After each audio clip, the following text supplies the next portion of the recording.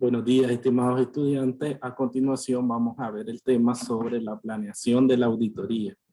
Entonces estamos en la parte de cómo planear la auditoría. Hemos visto las cartas de oferta técnica y económica, la carta de compromiso, el contrato de auditoría y estamos en el proceso de lo que es la planeación de la auditoría. Ustedes también ya aprendieron a hacer lo que es los cuestionarios de control interno, los programas de auditoría, y esta parte vamos a ver lo que es la planeación, cómo hacer una adecuada planificación de la auditoría. Esta planeación de la auditoría está enunciada en la primera norma de auditoría generalmente aceptada de trabajo de campo y nos dice que se requiere una planificación adecuada, una planeación que esté de acuerdo a los lineamientos de la auditoría y que se enfoque en todas las áreas que es necesario estudiar y revisar. Existen 3 razones por las cuales el auditor planea adecuadamente sus compromisos. Uno es para permitir que el auditor obtenga las evidencias suficientes y competentes, es decir, necesitas incluir todas las áreas para tener toda la evidencia suficiente y competente que necesitas para poder emitir una opinión acerca de la razonabilidad de esa información financiera. Ayudar a mantener los costos a un nivel razonable, porque dependiendo si vos haces una buena planificación, entonces estructuras bien el trabajo y necesitas menos tiempo. Si por el contrario vos planificas mal y te lleva un montón de tiempo que necesitas para auditar, eso se transfiere en costos, porque ya sabemos que las auditorías se cobran en base a horas. O sea, necesitas más tiempo, entonces se va volviendo más cara a medida que vas ocupando más tiempo. Por esto es la adecuada planeación. Evitar malos entendidos con el cliente. Dentro de la planificación, vos detallas todo lo que vas a hacer, desde las pruebas, pruebas de control, pruebas de detalle de saldo, pruebas sustantivas, todas las pruebas y procedimientos de auditoría que son necesarios. Entonces, digamos que si el cliente te pide alguna referencia o los costos en base a que lo sacaste, entonces tienes tu planeación para demostrar todo el trabajo que vas a hacer o todo el trabajo que se hizo. Entonces ahí evitas malos entendidos con el cliente. Los elementos principales de la fase de planeación son el entendimiento de los términos del contrato. Anteriormente veíamos que se firma un contrato de auditoría entre la firma de auditores y el cliente, donde quedan todas las cláusulas descritas ahí sobre el trabajo de auditoría. Conocimiento y comprensión de la entidad y su sistema contable. Hay que saber información general de la empresa que vamos a auditar, asimismo qué tipo de políticas contables, qué tipo de sistema contable usa la empresa. Objetivos y alcance de la auditoría se relaciona con la extensión del examen, es decir, si se van a examinar todos los estados financieros en su totalidad o se requiere un estudio detallado, especial de alguna cuenta, segmentos de la información. Muy importante en la planeación es determinar que si se va a revisar todos los estados financieros en su conjunto completo o solo se van a revisar las áreas o las cuentas más importantes de los estados financieros. También hay que tomar en cuenta que nos dice el periodo, si va a ser 1 año, 2 años, un semestre, un mes. Entonces eso también depende de cuánto se va a incluir en una planeación. Estudio preliminar de los sistemas, incluido el control interno, es trascendente. Ya sabemos que el control interno define de cuántos van a ser los procedimientos de auditoría o las pruebas de auditoría que vamos a aplicar. Siempre decimos que si el control interno es débil, entonces se debe de incluir más procedimientos de auditoría. Si el control interno, por el contrario, es fuerte, entonces ahí mantenemos un mínimo de procedimientos y de pruebas de auditoría. Oportunidad de los procedimientos a utilizar. Recuerde que cuando no se confía en los sistemas, el auditor debe compensar la situación, siendo más detallado y estricto en el desarrollo de su examen. Un análisis preliminar de los riesgos.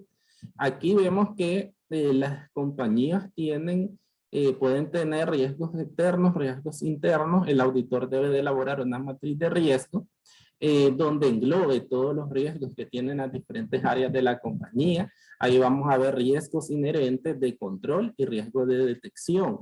Los riesgos inherentes son aquellos inheridos, viene la palabra de inherido a la propia empresa, y por ejemplo, un riesgo de no vender, un riesgo de obtener una utilidad muy baja, riesgos con los proveedores, riesgos con los clientes. Esos son riesgos de la compañía inherentes. Riesgos de control tienen que ver con los riesgos de control interno, en base a la empresa no tiene política, la empresa no tiene procedimiento, la empresa no tiene recursos humanos. Ahí vemos riesgos de control. Y riesgos de detección ya serían los riesgos meramente de contabilidad, de número, o sea, errores. Se equivocó el contador en un registro de una compra, de una venta. Entonces ahí sería un riesgo de detección. Tiene que ver ya meramente con el trabajo contable y financiero. Hay que hacer un estimado preliminar de la materialidad. La materialidad vamos a ver que es la cantidad de riesgo aceptable o el error aceptable que va a aceptar obviamente el auditor. Entonces esa cantidad que nos da en base a los activos o en base a la utilidad nos va a definir hasta qué monto se puede aceptar como error, y en base a ese monto de materialidad vos dar una opinión positiva o una opinión con salvedades. En el caso de que los errores encontrados en esa compañía sean mayores a la materialidad, entonces ahí ya podemos dar un informe negativo, una opinión. La planeación específica de la auditoría, la elaboración de programas de auditoría, una parte muy fundamental. Veíamos que y aprendieron ustedes a hacer programas de auditoría. Los programas de auditoría se realizan a cada una de las áreas que vamos a estudiar, porque específicamente en cada área se detalla qué procedimientos y qué pruebas se van a realizar, porque no es lo mismo realizar pruebas al efectivo que realizar pruebas al inventario, realizar pruebas al activo fijo o a las cuentas por cobrar. Por eso es que realizamos un programa de auditoría para cada una de las áreas con sus procedimientos y sus pruebas que le vamos a aplicar, porque vamos a terminar con una cédula de hallazgo de esa cuenta, en base a qué encontramos, o si no encontramos nada, pero todo eso va a quedar registrado en una cédula de hallazgo para cada uno de los programas de auditoría. Planificación previa de la auditoría. La mayor parte de la planificación previa ocurre al principio de la auditoría. Implica decidir si se acepta o continúa haciendo la auditoría para el cliente, evaluar las razones, obtener una carta compromiso y seleccionar al personal de la auditoría. Esa parte ya la hemos visto, ya la han trabajado en aprendizajes, elaborando cartas de oferta, cartas compromisos, contratos de auditoría. Entonces en el inicio es conseguir información acerca de ese cliente. Vos vas a auditar una empresa por primera vez y necesitas saber a qué se dedica, quiénes son sus socios, quiénes son sus clientes, quiénes son sus proveedores. Entonces esa parte que a vos te va a decidir, ¿esta empresa es legal o no es legal? Porque no voy a trabajar con una empresa que no es legal. Entonces viene esa parte de decidir si se va a trabajar o no se va a trabajar con ese cliente. Investigación de nuevos clientes, de lo mismo, y nos dice que antes de aceptar a un nuevo cliente, la mayoría de los despachos de contadores van a investigar la compañía para determinar su aceptabilidad. Deberá evaluarse la posición del posible cliente, estabilidad financiera y las relaciones con los despachos de contadores públicos. En el caso de los clientes que han sido auditados anteriormente por otro despacho, el nuevo auditor debe comunicarse con el auditor anterior. Entonces, lo primero es cuando vas a auditar a un cliente nuevo, investigar lo que estaba diciendo. Si es una empresa, la mayoría hoy tiene página web, entonces vamos a buscar en la página web información general. Podemos ver que en la web está información sobre el organigrama, podemos ver en algunas los socios, en otras podemos ver estados financieros con cuentas de mayor, todo a qué se dedica, qué vende, quiénes son sus clientes, quiénes son sus proveedores. Entonces esa información es necesaria. En el caso de que esa empresa ha sido auditada anteriormente por otro grupo de auditores, entonces según las NIAs, podemos pedir información, podemos empezar a trabajar con el informe final de esos otros auditores en el nuevo año. Entonces, en una empresa que ha sido auditada es más fácil empezarla porque ya tenés un antecedente, tenés esos otros auditores a los que podés comunicarte y pedir información. Es más difícil empezar una auditoría en un cliente que nunca ha sido auditado. En los clientes continuos, los contadores públicos evalúan sus clientes existentes cada año para determinar si existen razones para no continuar realizando una auditoría. En conflictos anteriores sobre cómo poder dar un alcance adecuado a la auditoría, el tipo de opinión que se va a emitir o los honorarios son causas para los cuales el auditor suspende su relación con el cliente. Entonces aquí, cuando vos ya sos un auditor recurrente, es decir, que llevas varios años auditando a esa empresa, entonces ya se negocia. Por ejemplo, si la empresa ha crecido, tiene más áreas, entonces vos tenés que la planificación cambiarla para incluir toda esa parte nueva. Y obviamente, ¿qué decimos? Que si aumenta trabajo, aumenta el costo. Entonces se va a cambiar el costo de esa auditoría. Y viene la parte pues, de negociar con el cliente. También esa parte donde, por ejemplo, vos encontraste errores el año pasado, diste un informe, diste recomendaciones, hallazgos, ajustes, y la empresa no hizo nada, entonces ahí vos vas a determinar si se puede continuar o no se puede continuar con ese cliente, porque si en el caso tiene errores y no los quiere corregir, por algo debe ser, entonces ahí se pierde integridad. Entonces ahí viene tu decisión, si continuar o no continuar trabajando con ese cliente. Aquí nos dice que hay consecuencias de una inadecuada planificación. ¿Qué serían? Dejar áreas importantes a reconocerlas en una fecha posterior, gastar mucho tiempo en la identificación de los problemas más significativos, falta de personal capacitado para la actividad requerida, dedicar más tiempo a áreas menos importantes, seguir aplicando procedimientos no adecuados usados en auditorías anteriores. Entonces, una mala planificación te va a dar a que vos no incluyas toda la área y eso ya va a definir y te va a dar una mala opinión. Esa opinión va a estar redactada en base a poca información, no a total de información. Gastar tiempo, que ya sabemos que el tiempo es dinero, tener personas que no están capacitadas, dedicarle tiempo a áreas que no son importantes. Entonces, todo ese tipo de consecuencias se va a reflejar en que vas a estar ahí con un tiempo no provechoso, gastando tiempo en algo que no es importante y al final tu trabajo va a dejar mucho que desear. Entonces, todo eso se va a originar de una mala planificación. Ahora, tenemos recomendaciones para una buena planeación. Estas son determinar las áreas en las cuales se hará auditoría prioritariamente, enfocar los programas adaptados a las circunstancias, determinar el alcance y profundidad de la auditoría en cada área, establecer cronogramas, definir cédulas y papeles de trabajo a desarrollar, definir tiempo a emplear por área, investigación de aspectos generales y específicos. Hay dos tipos de investigación, nos dice, una de tipo general y una de específico. En la general, vos lo que necesitas saber es la ubicación de la empresa, las características jurídicas, que si tiene escritura de constitución, si está inscrita como comerciante, si tiene RUC, si tiene matrícula municipal, si tiene poderes administrativos, poder generalísimo, poder general de administración, toda esa parte legal para saber si la empresa está constituida legalmente de acuerdo a las leyes de la República. Otros aspectos también son los aspectos fiscales, que si tanto el régimen general, si es cuota fija, cuáles son los impuestos que tiene abierto en ADGI, características contables y financieras, cuáles son las políticas contables que se usan, el sistema contable, el movimiento de las mercancías, cómo se da lo que es la compra, los clientes, los proveedores.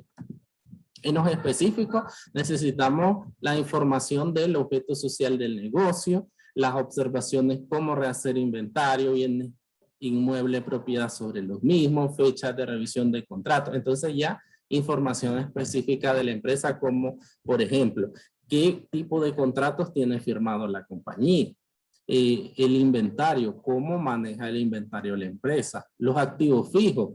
Todos los activos fijos son propiedad de la empresa, tienen su factura.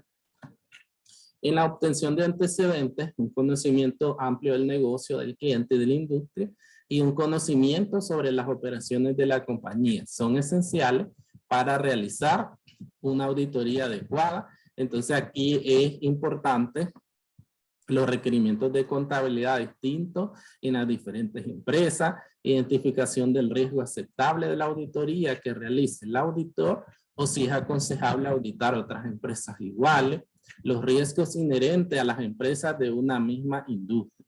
Entonces aquí hay que ver con la industria qué tipo de información se tiene acerca de empresas que sean similares a vos. O si vos como auditor ya trabajaste en empresas similares a las que vas a auditar, entonces ya ahí tenés muchos conocimientos, pero lo que aquí es que hay que tener la mente abierta de que todas las compañías pueden operar diferente, aunque se dediquen al mismo tipo de negocio.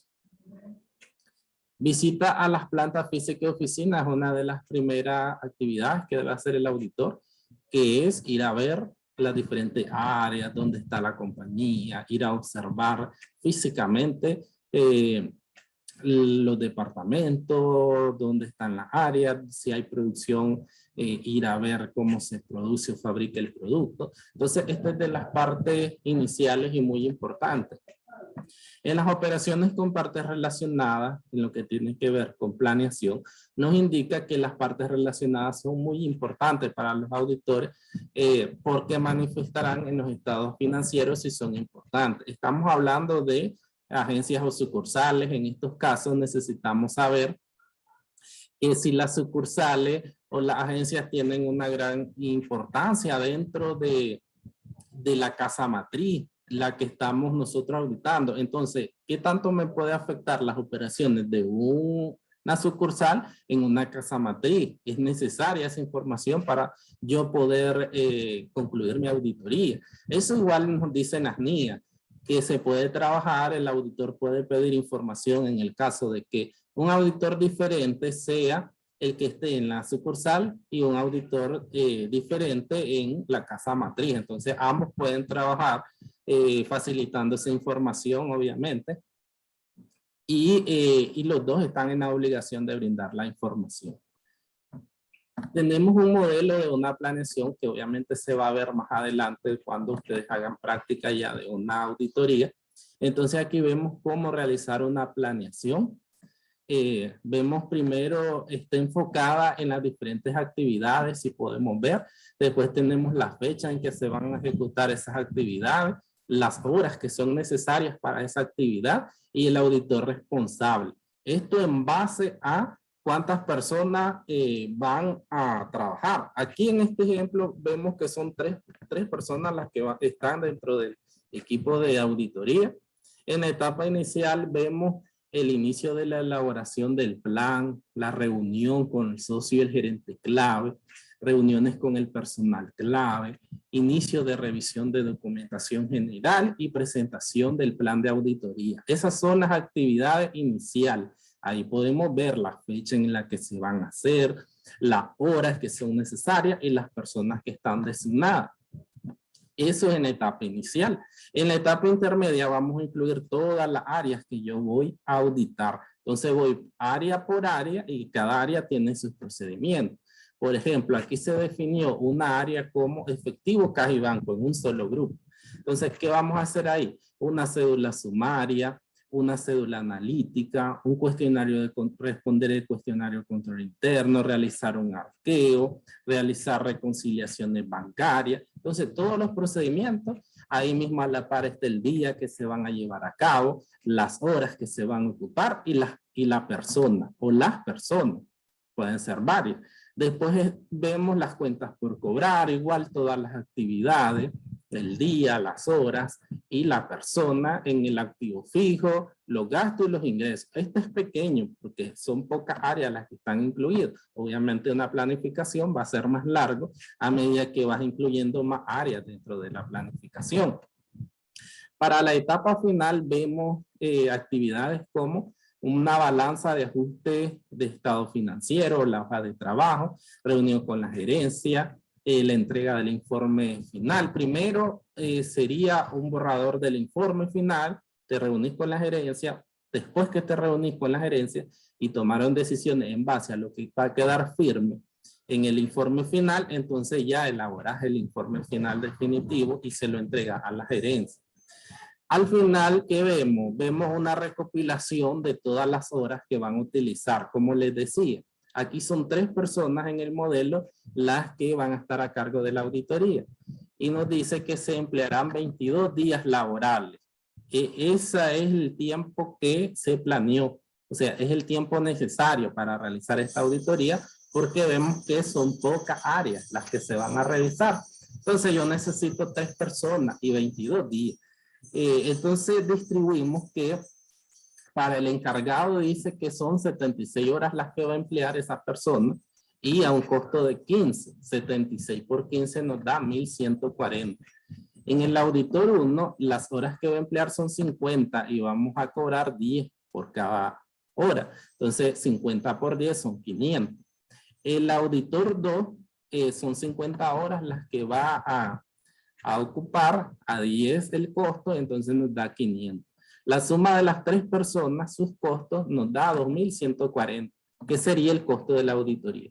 Obviamente, estas horas que están acá son las sumas que van acá, porque aquí tenemos las 3 personas distribuidas entre todo el trabajo de la auditoría, en la etapa inicial, la etapa intermedia y la etapa final. Entonces ahí vamos a contar cuántas horas tiene Luis Pérez en base a todo el trabajo que sale acá y cuánto nos da Olga Ruiz y cuánto nos da Juan López, que son las 3 personas. Entonces, con eso, esa suma de esas horas es que nosotros llegamos a estos totales. Después la multiplicamos por su costo por hora y así obtenemos el total de honorario, es decir, lo que cuesta esta auditoría para este cliente. Entonces, en base a esto, vamos a ir haciendo más adelante en las otras auditorías las planeaciones. Con este modelo vamos a ir haciendo las planeaciones de las auditorías. En la clase, la actividad de aprendizaje va algo sencillo, es sobre el tema, pero digamos que no está una planeación, pero son actividades súper sencillas con el material de estudio o igualmente ustedes también pueden reforzar buscando información en internet para tener una respuesta más íntegra, más con sustancia, como se dice en auditoría. Nos dice que si un auditor requiere hacer su trabajo en una empresa con varias sucursales a través de todo el territorio nacional, deberá hacer un estudio preliminar de la empresa. ¿Con qué objeto? Y la B nos dice que con sus propias palabras definan control interno. La C dice que Laura Dayana es una auditora certificada por el Colegio de Contadores, inicia un trabajo de auditoría a la Ferretería Esteliana S.A. Ella, con una gran experiencia en trabajos similares, sabe de antemano qué procedimiento ejecutar. Sin embargo, no deja plasmado en ningún documento su programación. Hizo una visita solo a la casa matriz e indagó con el gerente de venta y con la responsable de recursos humanos. ¿Cree usted que la actitud de esta famosa CPA es adecuada? ¿Cuáles serían las posibles consecuencias al no realizar una planeación adecuada? ¿Podría explicarle a la joven auditora los motivos por los que se debe planear? Deje claro qué haría usted en su caso.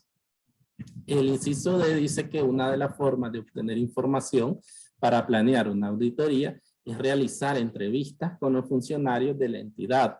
Responda a las siguientes preguntas. ¿Por qué es importante planear cuidadosamente una entrevista? ¿Cómo decide a quién debe entrevistar? ¿Qué información se necesita para preparar la entrevista? ¿De dónde o de quién obtendrá la información necesaria para planear una entrevista? Y el E nos dice que en una auditoría de una empresa comercial de electrodomésticos, ¿qué áreas incluiría en una planeación de auditoría?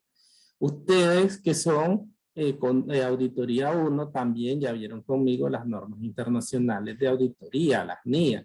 Entonces también ahí vimos lo que era la planeación de auditoría e igualmente ahí pueden utilizar información que ya conocen para contestar estas preguntas también en base a las NIA. Porque en las NIA nosotros ya vimos esta parte, ustedes hicieron una planeación de auditoría. Entonces aquí es reforzar, porque sabemos que auditoría va con las NIA, va unido, son dos cosas que siempre van unidas, porque decimos que lo que rige una auditoría de estado financiero son las normas internacionales de auditoría. Las normas nos van dando las pautas, paso a paso, qué es lo que vamos a hacer en una auditoría de estado financiero. Por eso es que cuando vemos NIA, al inicio estudiamos NIA, pero después cuando vamos viendo las auditorías 1, 2 y 3, vamos haciendo referencia a NIA, porque las NIA son las que van a darnos los lineamientos para realizar una auditoría de estado financiero. Entonces, este es el tema de hoy. Estamos concluyendo auditoría 1 con la planificación. Ya en la auditoría 2 ya vamos a comenzar a hacer auditorías ya con casos prácticos largos, y igual en la 3 ya poner en práctica todo lo que vamos aprendiendo. Obviamente seguir aprendiendo temas nuevos, que hay mucha información todavía por aprender, pero ya es poner en práctica todo lo que se va aprendiendo a medida que vamos avanzando en las auditorías. Este es el tema de hoy. Buen día a todos.